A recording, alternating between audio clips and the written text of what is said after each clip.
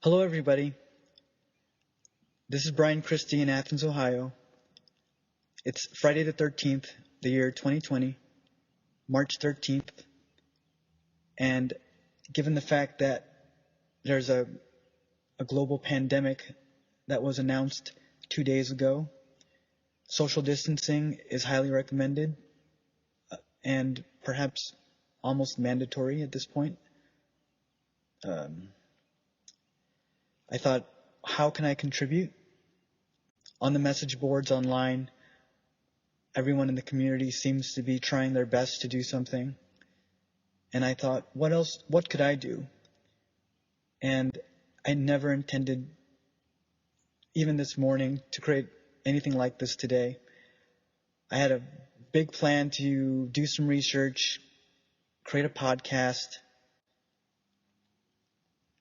either through audio or video in the future. But today just seemed like the right time to do it. And when an idea or an impulse like that comes up in me, it's a way of conquering fear, a way of conquering fear of imperfection, the missing a moment because it's not perfect. I've done a lot of things like this in my life, and every time I've done it, I've never regretted it. So this is me now.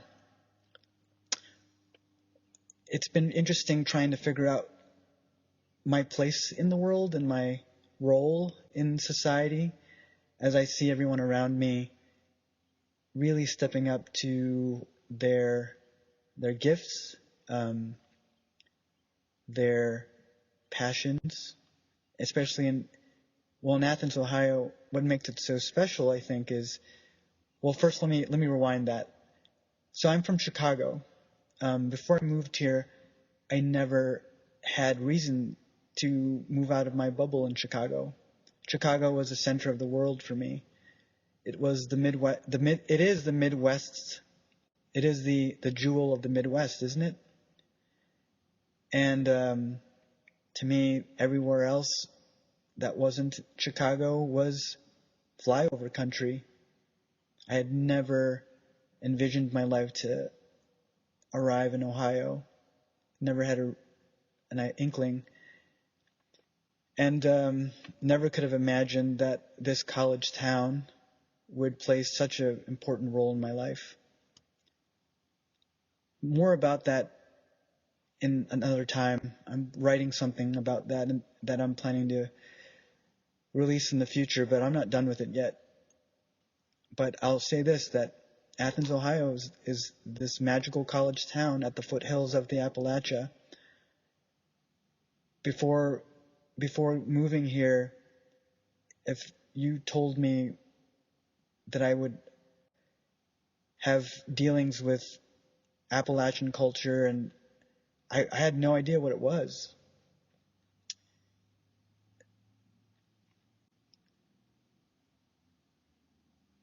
So what can I do now? Well, there's a lot of people, I'm assuming, that are going to be spending a lot of time indoors in their rooms, a little bit anxious, a little stir-crazy.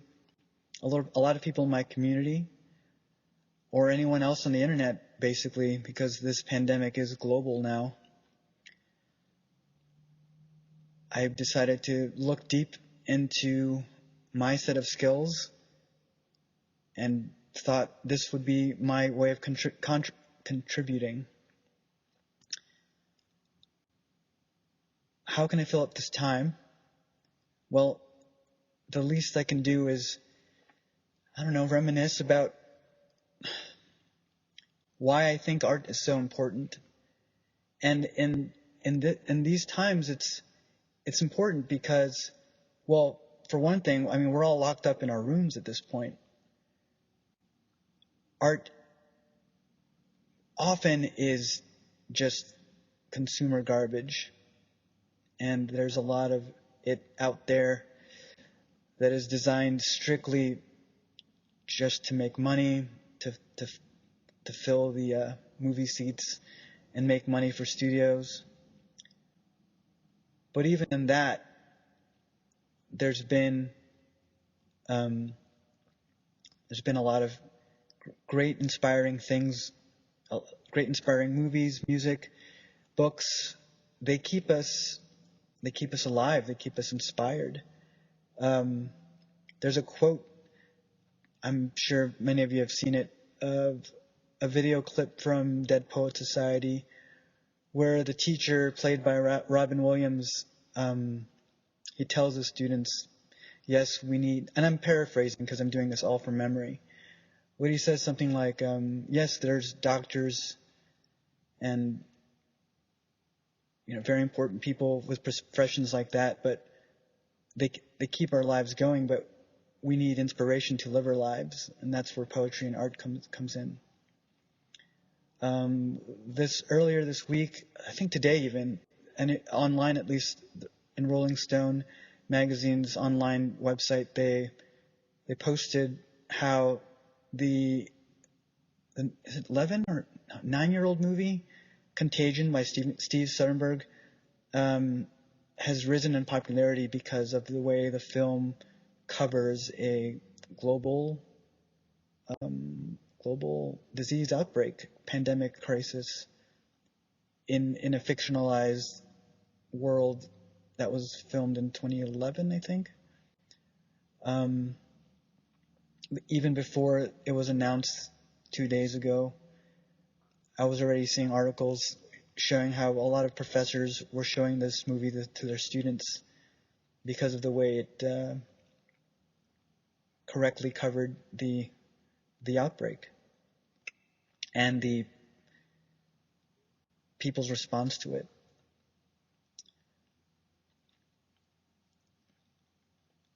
So,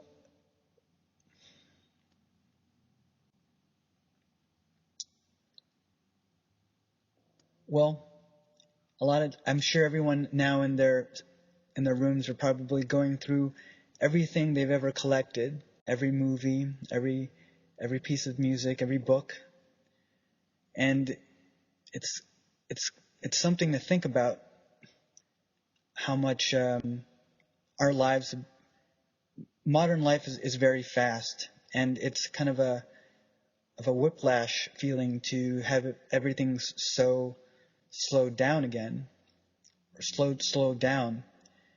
The funny thing is that it reminds me of the time when I was in Chicago before coming here, where I was really depressed. It's not that different.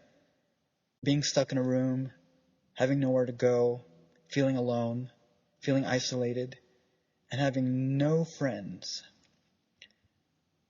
The books, the movies, the music, they have the power to keep somebody alive, to inspire somebody, to remind someone of beauty. That there's other people out there in the world striving for that, to hit that note, to write that line of poetry, to paint that picture, to take that photograph. And it happened to me. Before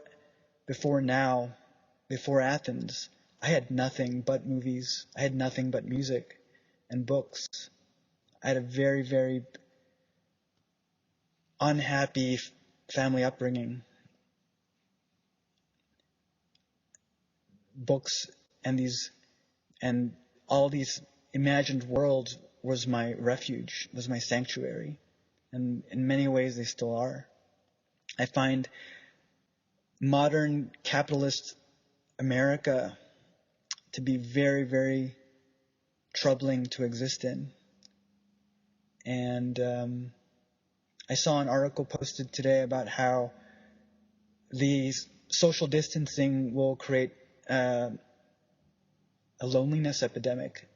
And I feel that the loneliness epidemic was always here. There were already reports of the rise of suicides in rural Appalachia, and suicides among farmers, and suicides in teenagers, and yeah, I mean it's bad. So again, these movies, music, movies, and books, and now you could expand that to games. but I'm gonna play it traditional at this point. And I guess what I could share with you, because I've not been able to find the venue to share some of these stories, and it's, I guess as a writer, I guess I'm a journalist at this point, a writer, journalist, essay critic in the making. Some of these stories, I don't know where to put them, and so I've been saving them for writing them somewhere to publish. I used to say some of these stories in designated space. It was a poetry reading hour that they have at the local coffee shop called Donkey Coffee, and I have had many great memories there. I don't go there anymore. But there were some nights where I really felt on top of the world, just on that stage with a microphone and nothing but a story, captivating an audience, connecting people. So I'll do it here. One of those stories that I think is really important. Well, it means a lot to me. Oh, and another thing, I think it's important to say that I think in recording some of my entries, I'm cultivating this perspective that's really critical for the future. At least I hope to use it in a good, critical way. I come from the late 20th century. I was born in 81. So I remember a world without computers and the internet. And not to say that all of it was great, but there's something about where this, I think the nostalgia comes from, is that technology now has so siloed everybody that there's almost no common ground left.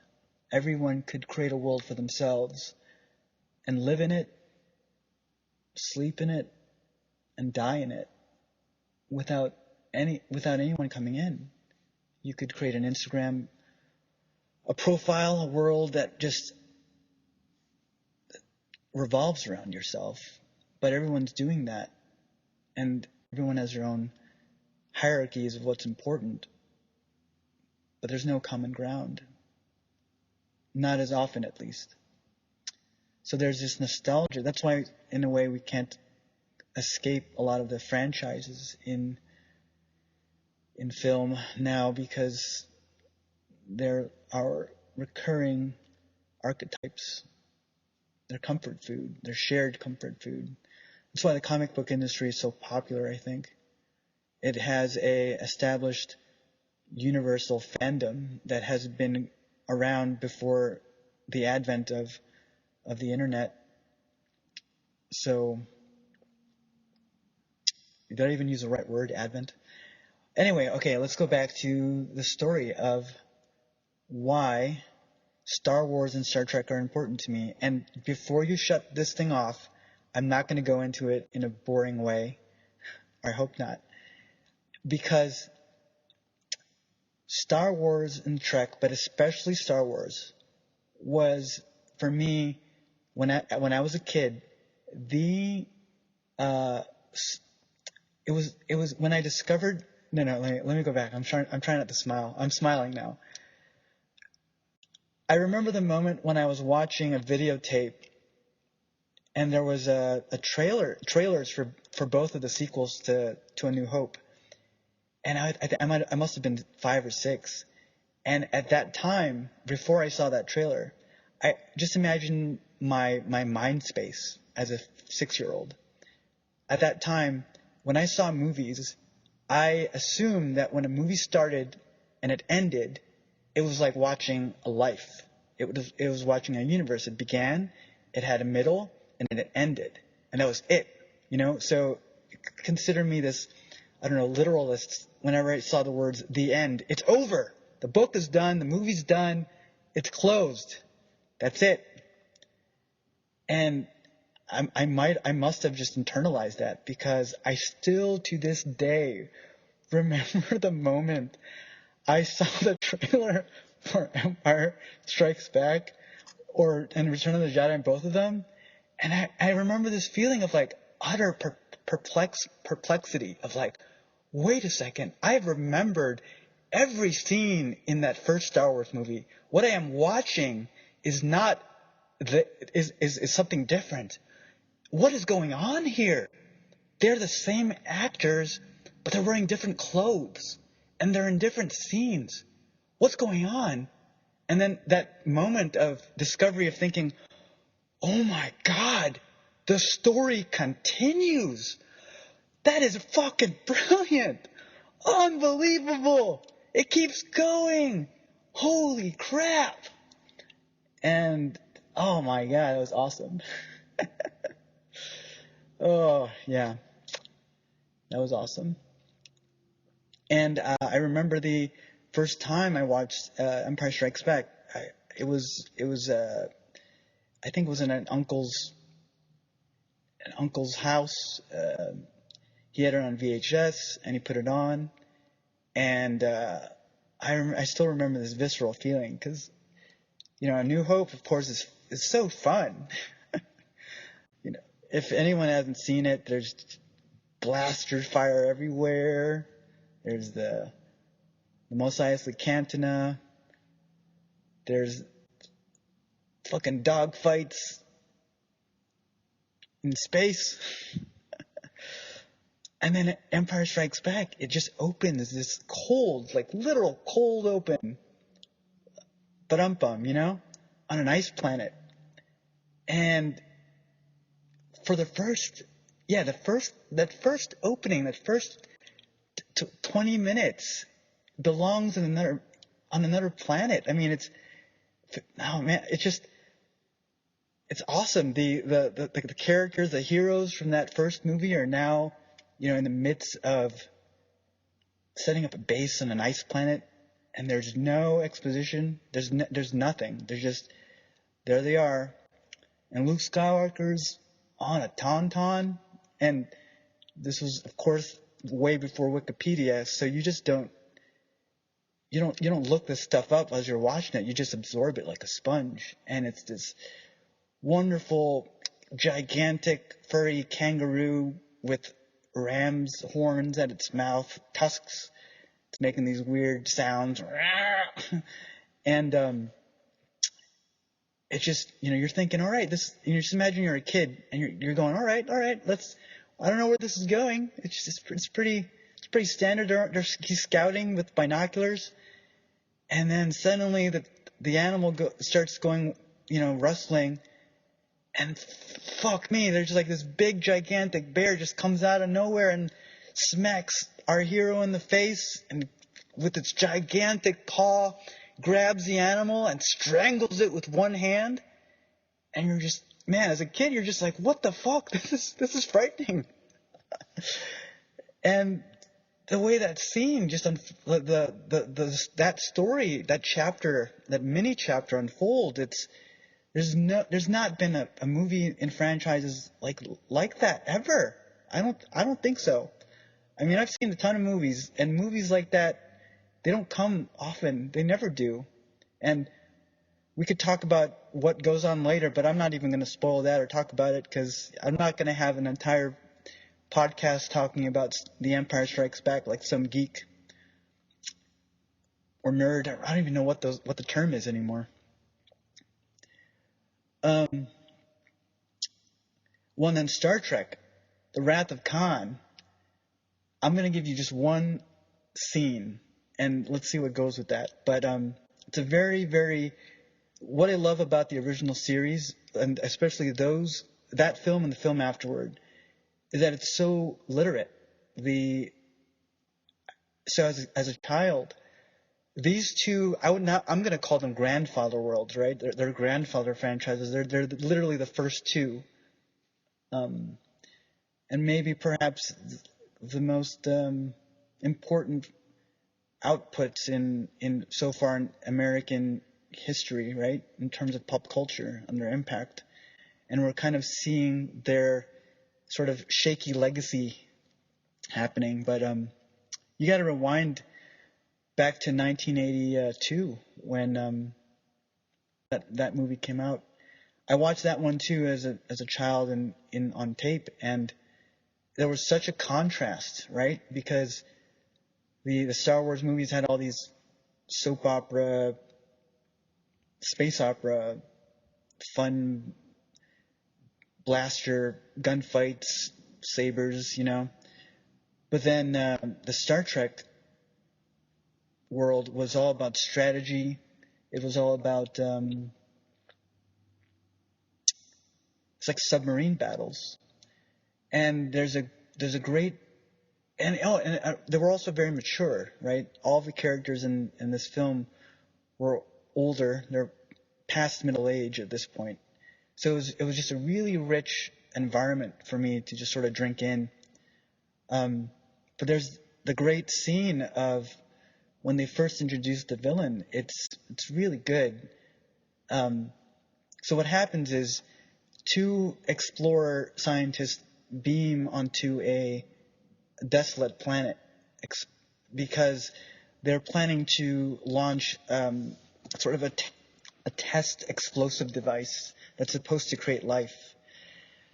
And they've noticed on their scanners that there's life forms on there, but they can't really tell what it is. And they land. One of them happens to be an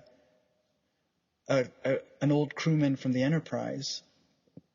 They beam on and they look, and they find a structure in the sand, and they're going like, what the fuck is this? Not literally, of course. And they go in and they start looking around, and they've noticed that it looks like whoever's been here has been here for a while. They noticed old books, Paradise Lost. There's a lot of allusions in old Star Trek to books, which I love too. And suddenly Chekhov realizes that the planet that they're on, what they're looking at, is actually the remainders of an old villain that they've marooned, but as it turns out, quite unintentionally. And they're caught. The villain is played by Ricardo Montalban in this really campy and memorable way. He's got this puffed 80s hair, and he talks like a weird vampire something with Latin flair. And he's supposed to be an Indian. I don't know. It's just weird. But you're going with it because this is just pop culture weirdness. And they sell it though because it's the music, the music from James Horner, the score. There's this really frightening. They do a lot of the scene does a lot of things really well. It conveys all these messages without explaining it, which is a lot of the problems of current cinema, is that there's a lot of talk about, oh yeah, what's happening now? It's like it doesn't treat the audience with any respect, or they treat them dumb. So imagine, for example, the villain, wants answers, and none of them wants to talk. So what does he do? He grabs one of them by the spacesuit and lifts him up with one hand, therefore conveying his super strength. This guy could really cut you in half if he wanted to, with his fingers. And then he asks in this almost like leathery, Slytherin way, where is Captain Kirk? And the other guy who is with Chekhov doesn't know the whole thing. He just says, I don't know. I'm not familiar with Admiral Kirk. And it cuts to Khan going, Admiral, and the expression in his face is priceless. You're just going, it's all explained in his face and how he says it. It's been 15 years, and he goes, oh shit, so he's been promoted. He's had the good life, that motherfucker, And that sort of destructive hatred, focused hatred, is what drives the villain of this movie. What happens next is really uncomfortable. The two hostages don't want to talk, so he goes on to remove it from a plastic aquarium case. The only surviving animals on this desolate planet is this kind of earworm. Oh, God.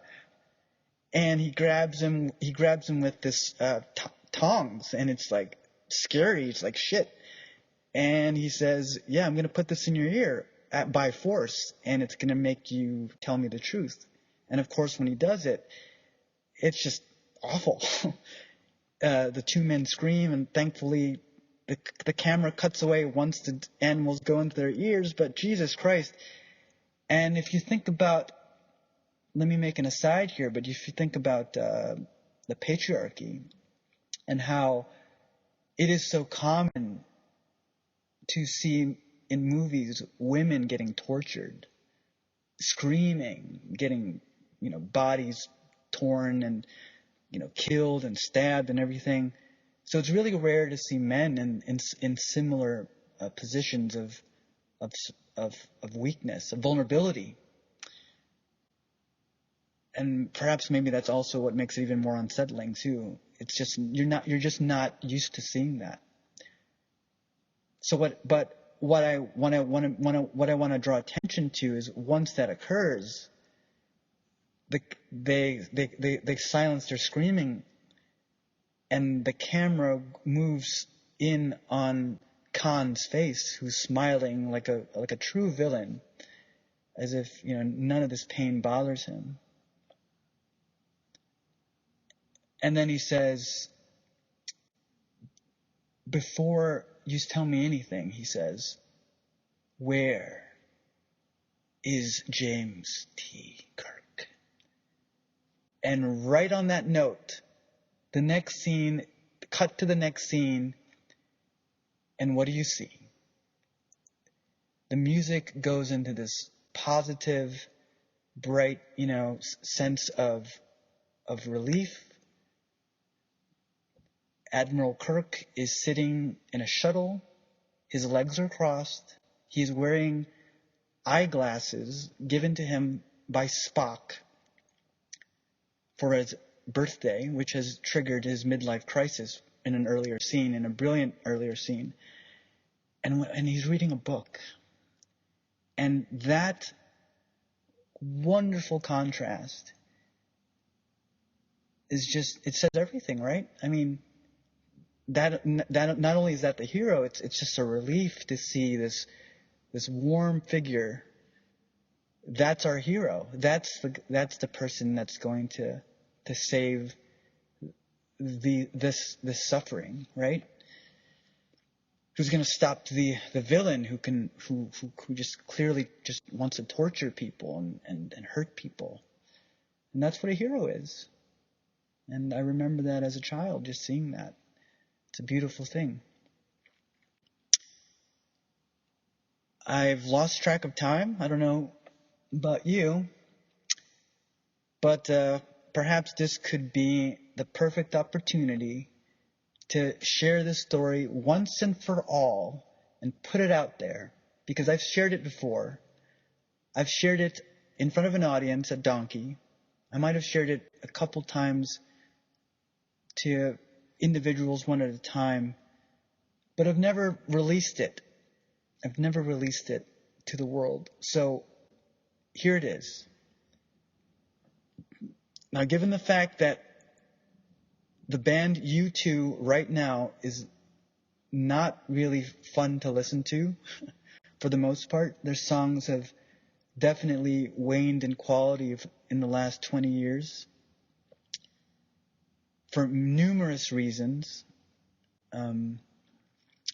Well, I'm going to give you something more nuanced, because if you probably don't want to hear this, you're going, oh God, I hate this band.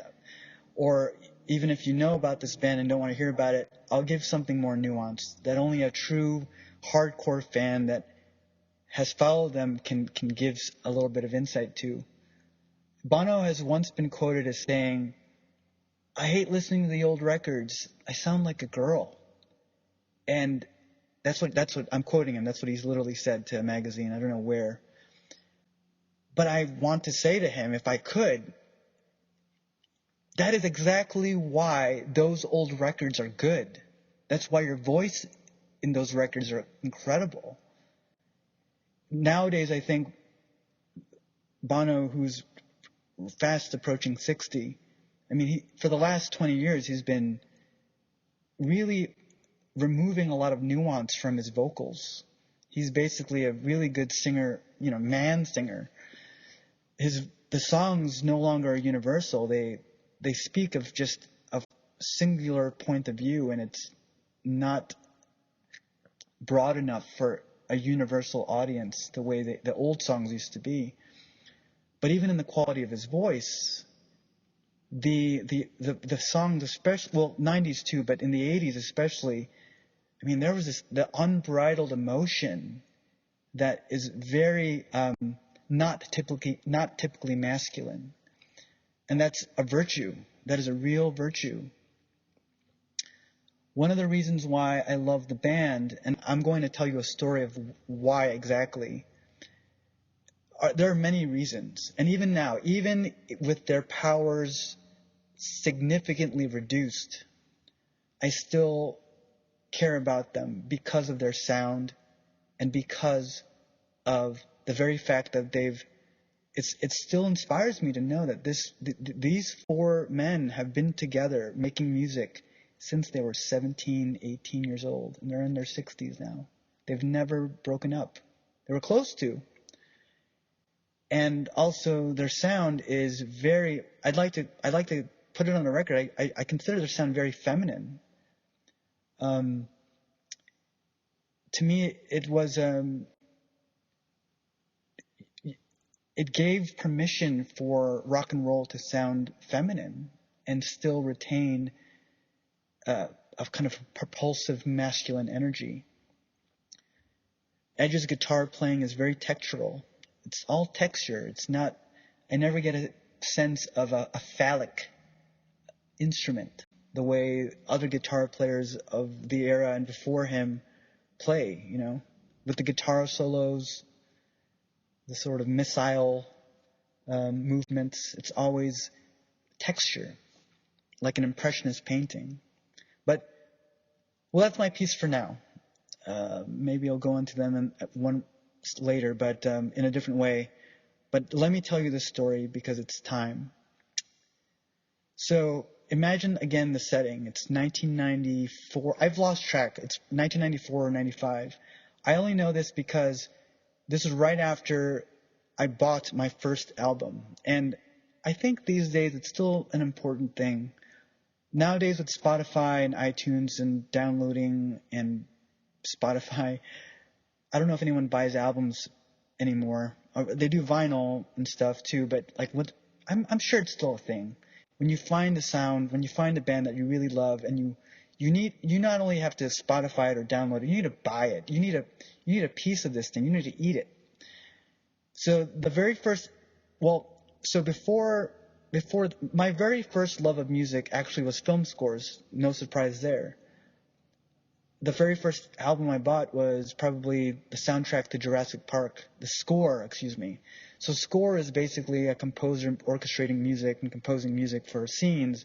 Soundtrack is more all these songs put together in the background, like Pulp Fiction has a great soundtrack, for example. But as I was a teenager, I really didn't have a favorite band at first. I was buying stuff that my peers and my friends in the scene would tell me was really cool, right? So Radiohead. Later on, I would buy the Radiohead album, the Bends, and Smashing Pumpkins, REM. Nirvana was really big when they started the grunge era, right? But I never really got hooked on something quite until I bought the Oasis album, the second album by Oasis called What's the Story, Morning Glory, from a Tower Record store in Bangkok, Thailand. And so that was my first real purchase, my first adolescent purchase. I still have the cassette tape, but I could sing along to I loved that album, but it wasn't my band yet. I had yet to experience that feeling of being touched by something that was beyond explaining. And until that moment, I never would know. So one day, around that time, 94 probably, it was a very, very boring Sunday. I hate Sundays. It's like that Morrissey song. It was slow, it was hot, it was shadows and dust, and I really felt like I was dying slowly. And there's nothing to do. So I'm probably in some sort of at home, and when you're living at home and there's grandparents and uncles leave behind crap in their drawers and in the living room, and I was literally just scavenging, looking for stuff to find. And I'm just like, all right, well, let's get this tape and put it in. And I remember finding this cassette tape. It was called 1987 Billboard Hits. And there was Madonna on it and who knows what else. I don't remember anything else about that tape.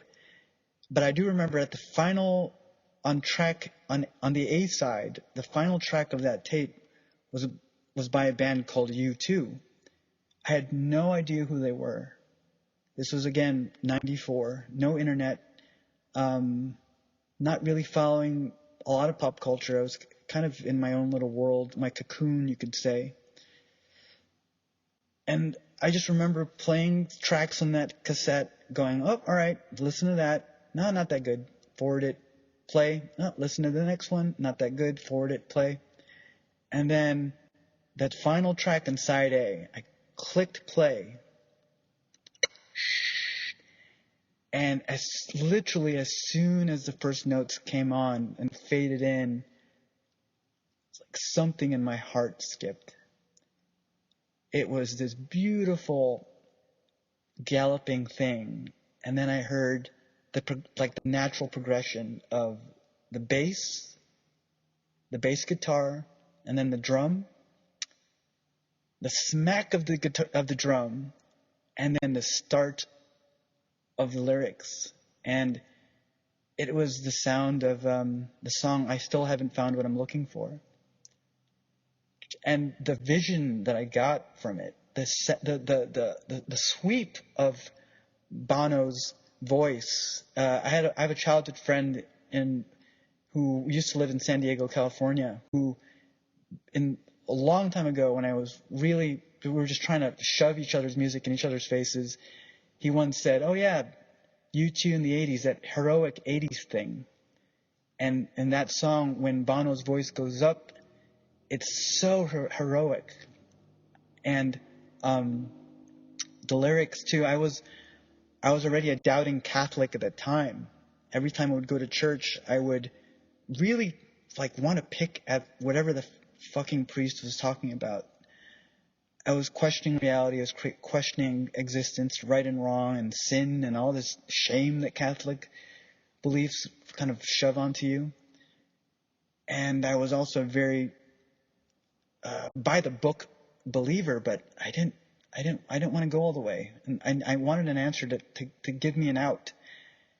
And when I heard the song and the refrain, I still haven't found what I'm looking for, coupled with a person searching the greatest heights, touching angels' hands, touching the devil's hand, and still haven't found.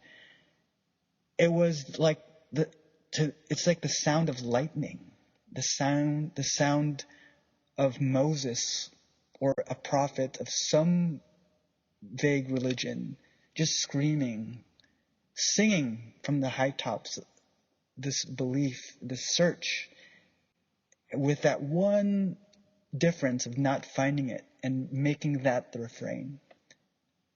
Fucking epic. But here's the thing, and if any of you have heard this, you know what I'm going to say. 2 minutes into that song, I'm just I'm already dizzy. And it fades out.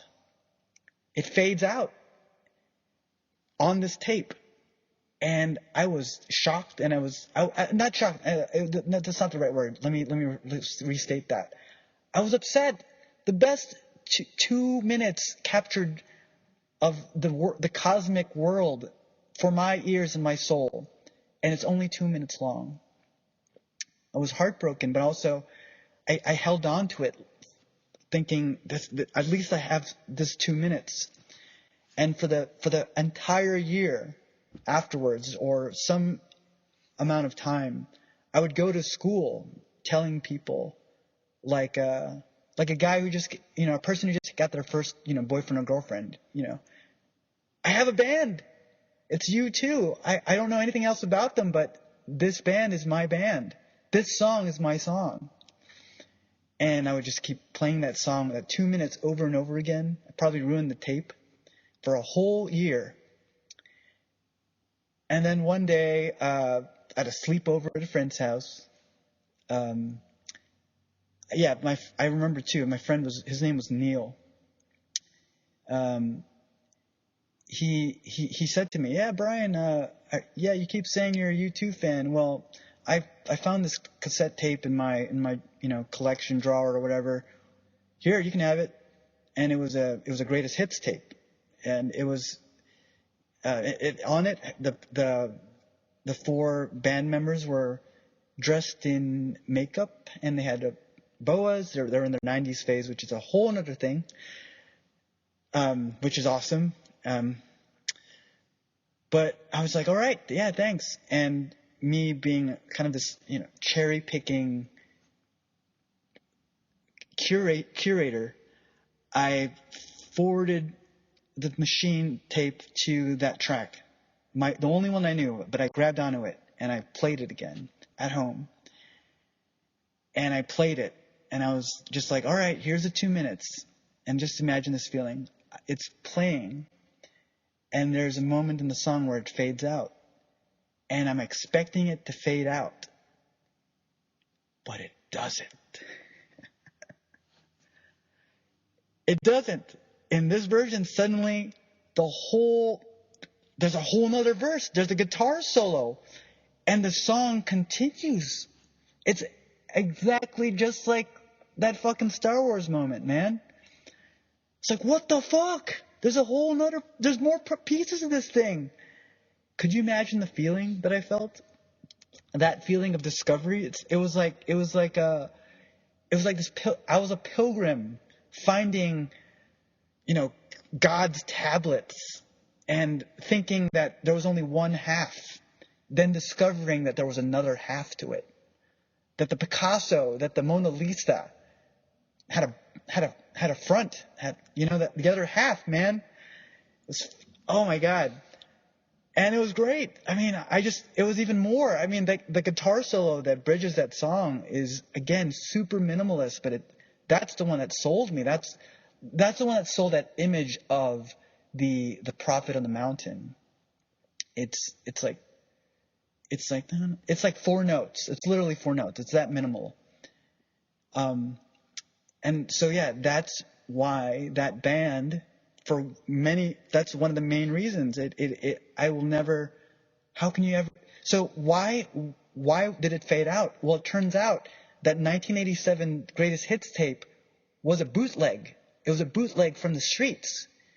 And whoever compiled it together, created it, track by track, old school, printed out a bootleg copy of the track listing, and then in order to fit the song on the tape, on the side of the tape, faded it out purposely, just so they could fit it. So there it is, folks. Yeah. And holy cow. I've seen that band live 5 times. And of course, when I went further into high school, for me, their 90s era, when they flipped their sound and their image to irony and sin and the fall of man in the garden, I mean, that for me also has inspired me for the rest of my life, and still does. And it's really, really sad that they don't really talk about that anymore. It's almost as if they want to remove it from the record, which is really unfortunate. It's probably one of their most enduring legacies and magician's proof that you can change everything, you can rearrange everything, and still be you, but be something incredibly different at the same time. And that awesome concept and rare proof that it was possible has inspired me even to this day, and it still does, and I'm still thinking about it, and I can't wait to apply some of it and what I've learned in future endeavors. The way they have lived their lives as artists has inspired me in so many numerous ways. The way they collaborate, the way they record, the way they look at things. It just makes me want to be a rock star. I wish to be a rock star one day.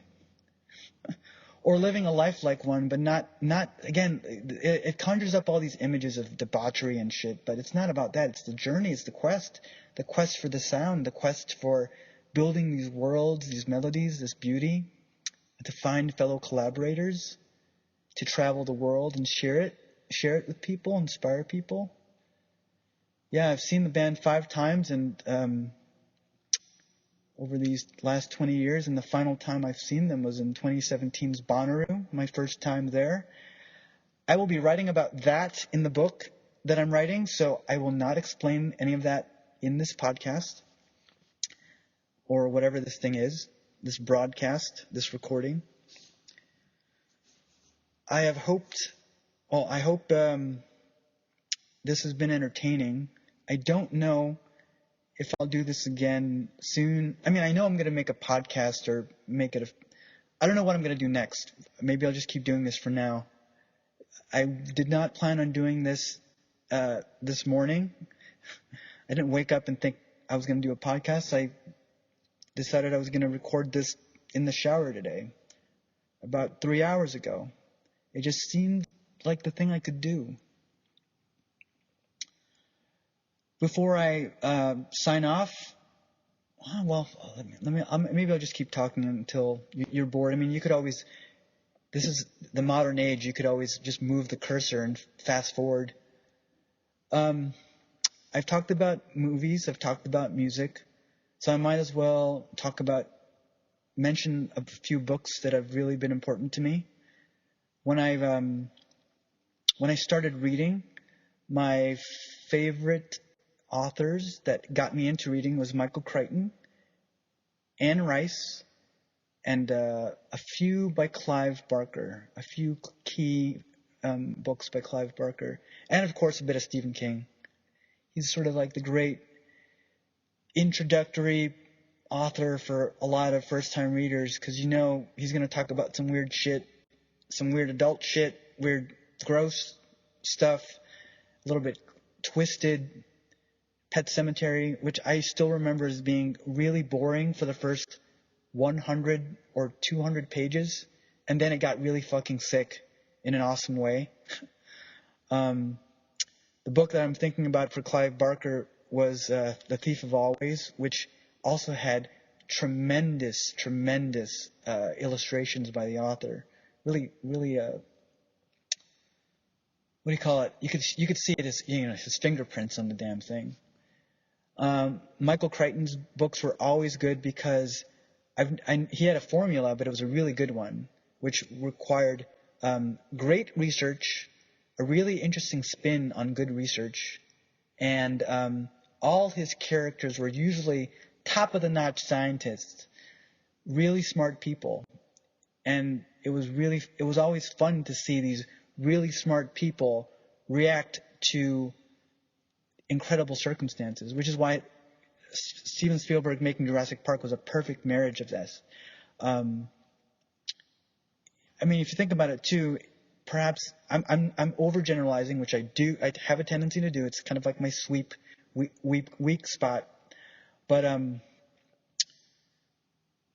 most of the genre, the scientists usually are in the background, right? Or definitely in the adventure movies. There's the adventurer. There's someone kind of like The Rock, or the Indiana Jones, right? Jumping through hoops, fighting people, and the scientists are usually the advisors, going, "Dr. Jones, no, Mr. Rock, don't do that." here's the elixir, or here's the solution with the computer.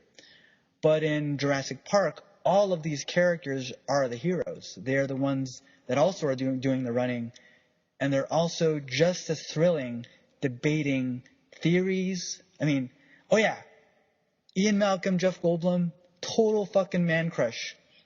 Total hero as a kid. I mean, look at that guy. He comes on the screen wearing a fucking leather jacket, all in black with awesome shades. And he's a scientist. He's a mathematician, which I never knew what the fuck that was when I was 14. And he's talking about chaos theory. What the hell is chaos theory? And why does he get a seat on this fucking awesome ride? But he does, because he's awesome. So, yeah, Ian Malcolm, awesome dude. And I remember from childhood, too, just with my friend from school, and we were talking about when the sequel to Jurassic Park was written first before the movie. It was obviously a rush job. But it was just so cool, man. Like, oh, shit, there's another island. Oh, Site B. Oh, holy shit. Like, that makes a lot of sense, too, right? Because I think in the book, which they never covered in the crappy movie, one of Spielberg's duds, in the book, they sell the science saying, you know, I'm paraphrasing, but you can also imagine the scene, right, where a scientist says, what were you thinking? Do you think that all this work to make these dinosaurs took place on this island, the Jurassic Park island, this theme park? No, there was a ton of trial and error. It was a lot uglier. Yeah, there was another island. That's where we made the dinosaurs. It was the dirty little secret of Jurassic Park was this other island where they were made. And I remember it specifically, even though it's been decades since I read the book, of it being called The Dirty Little Secret, Site B. Where am I going with this? Yeah, Jurassic Park. Yeah, Sam Neill. I looked up movie lore, trivia. Apparently Harrison Ford was going to be cast. They wanted him, but he didn't want to be seen. He didn't want to be seen as a Spielberg collab. I don't know. He didn't want to be like, oh, I'm just work with Spielberg, but I'm kind of glad he didn't, because it was really sweet to see Sam Neill as Dr. Grant. Big fan of the guy, always have been, ever since I saw him in Hunt for Red October as the Russian second in command to Sean Connery's Marco Ramius. But he was really cool. I was really happy for him. Just like, yeah, man, it's him. He's Dr. Grant. He's got the lead.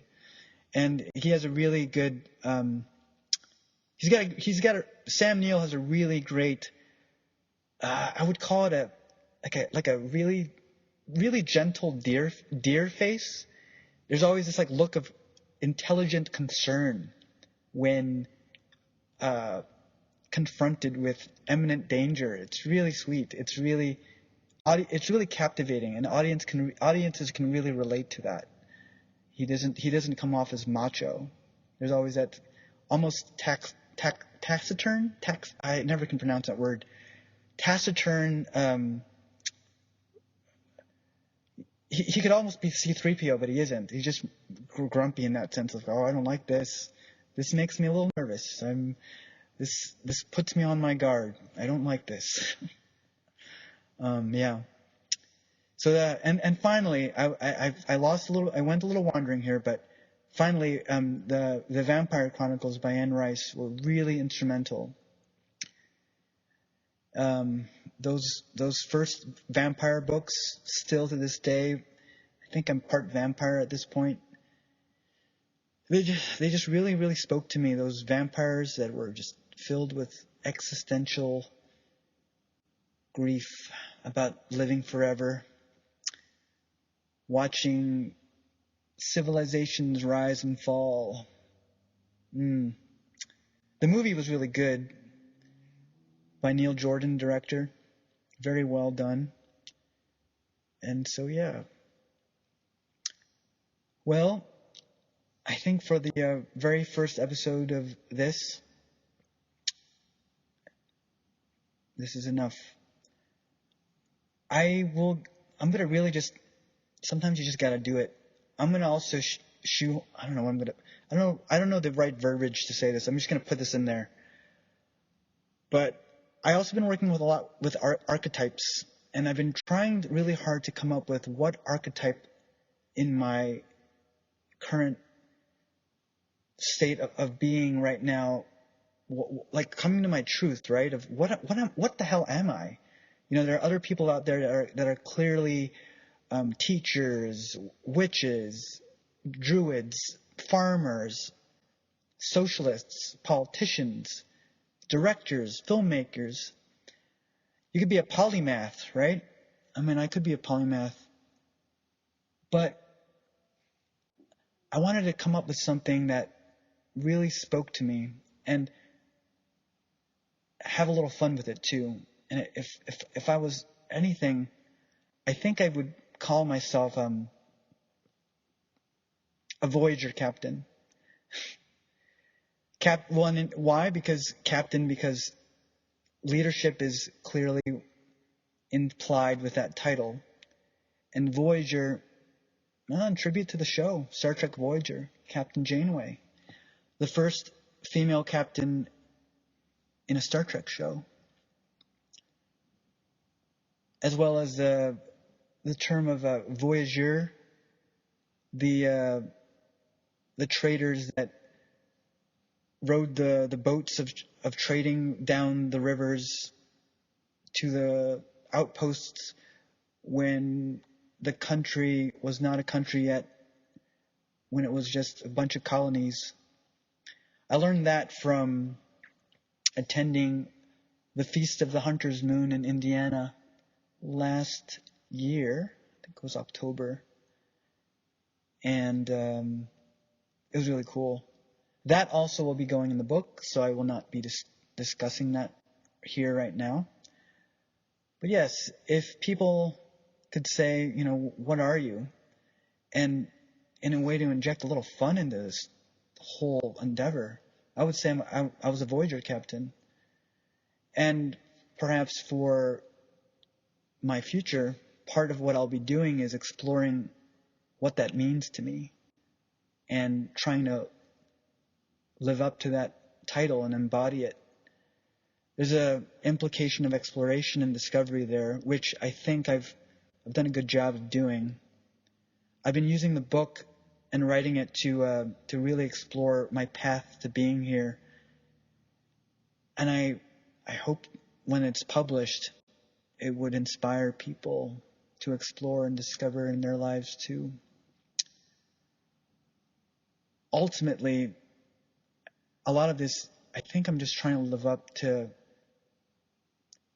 the life I want to lead, as if my younger self, who was really sad and depressed and really tortured emotionally as a young person and really suffering, could say, oh my God, I'm going to turn out like that. It's terrific. That gives me something to get up in the morning. That inspires me to keep trying. That inspires me to want to create and share and express and articulate. Werner Herzog said something about that. I think what I'm going to be doing is really sharing with people the things that I find, the path the things that I found in my wake, in my path. My training as a librarian, especially, and an English minor, but I would say major in a spiritual sense, has made it really important for me to cite sources. And in this day and age with technology, it's so easy to just share things and not give the source credit. And I've been finding a lot of meaning in looking towards the root causes of things, the root lineage of things. We can go into that in another topic too. My spiritual, magical blooming as a person that has come later in life has added a lot of new dimensions to myself and a lot of healing and recovery from a framework of life that could easily be seen as addiction. even though it never was needles or alcohol. I think we live in an age of addiction. And addiction, in part, comes from this very harmful, brutal capitalist system that is, whose failings this global pandemic has really, really made apparent. And there's no way to ignore it at this point. And yet, I worry that a lot of the people in charge won't be doing anything about it eventually in the long term. The system won't be fixed. There's been a lot of uproar online about how the government spent trillions, billions of dollars to save the stock market for a good 20 minutes, when it was discussed that perhaps that money could have been spent to help people. Everyone's really suffering. And from this suffering, there's this void, this real void that has already been killing people and destroying mental health long before this global pandemic was announced, even before it came on the scene, right? So yes, back to all that, it goes in circles. Art is one of our really important healing tools and infrastructure creating tools that I hope to contribute with in my future. The more I think about it as I get older, I do see myself in a place of leadership, trying to make it more, manifest it more.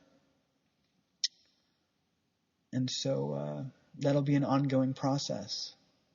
It feels really good to find this, though, because I think what's really troubling too is that when people don't know their own gifts, when they have not been given permission to explore them, you're almost telling them that they don't have any reason to exist, that they must suppress themselves, that something really important about them is not valid. And that's kind of what I've been feeling up until Athens, right, where I've discovered I had space to grow these gifts, and I also don't want to follow the normal trajectory of the Hollywood structure. That's another story too of why I never went to film school. These structures are designed by really cruel and mean capitalistic rules of survival and competition that can really destroy somebody. So, yeah. Well, it's 9 p.m. I will be editing this a little bit, or just letting it out there the way it is. I hope it's been entertaining for you. I hope it's been inspiring. Even if it's just this one person listening. I've made phone calls to people. I've texted loved ones.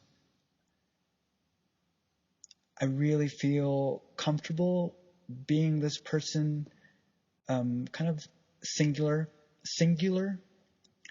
I'm not connected with my blood family, and I want to retain that disconnection, because it's for my personal mental health.